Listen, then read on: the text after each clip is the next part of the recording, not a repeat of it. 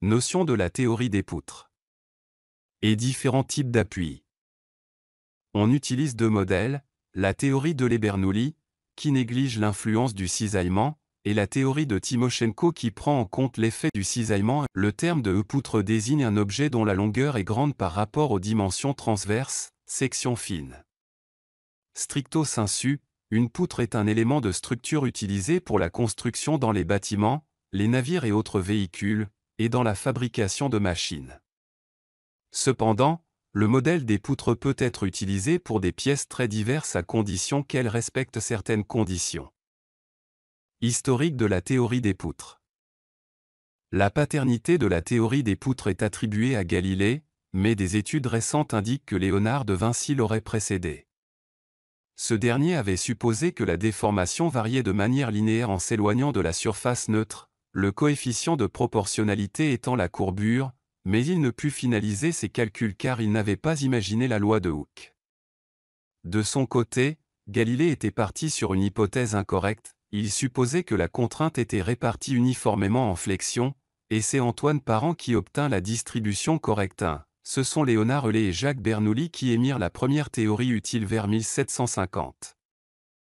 Tandis que Daniel Bernoulli, le neveu du précédent, écrivit l'équation différentielle pour l'analyse vibratoire de.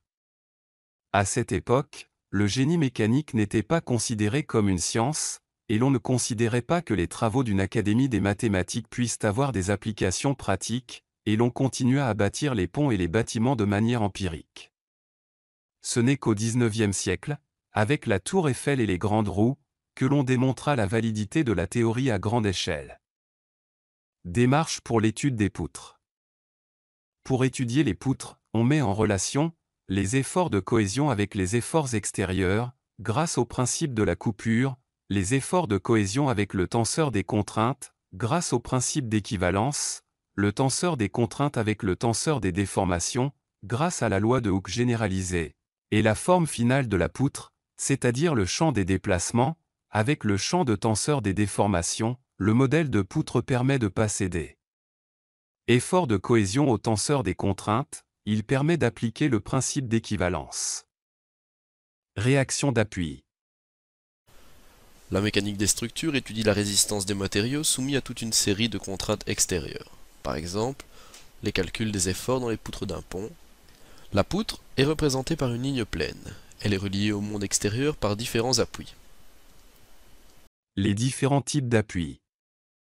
1. L'appui simple mobile. Cet appui est également appelé appui glissant, appui à rouleau. Sa représentation graphique schématique peut varier. Mais il est plus commode d'utiliser la représentation de triangle avec un rouleau.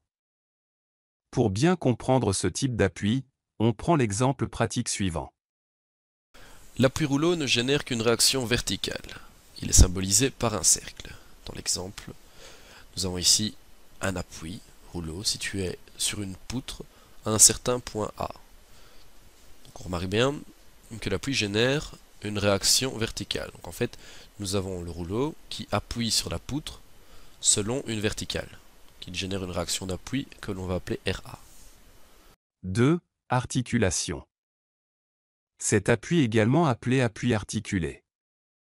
Il offre la possibilité de rotation mais la translation est bloquée dans deux directions, ce qui a pour conséquence de créer deux réactions d'appui selon l'axe X et l'axe Y. On rencontre très souvent ce type d'appui dans l'assemblage de contreventements en acier, éléments de charpente en bois et poutres de pont en acier.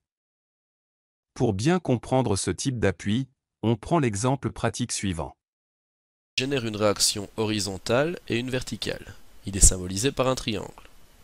Nous avons une réaction verticale RBY, donc au point B, et une réaction horizontale RBX. 3. L'encastrement. Cet appui ne permet aucun mouvement ou degré de liberté. Il y a donc l'apparition d'une réaction d'appui et d'un moment dit d'encastrement M bloquant la rotation. Pour bien comprendre ce type d'appui, on prend l'exemple pratique suivant. L'encastrement, enfin, génère une réaction horizontale, RCX, une verticale, RCY, et un moment, le moment par rapport à Z. Moment noté MC, moment de flexion. Il est symbolisé par un rectangle.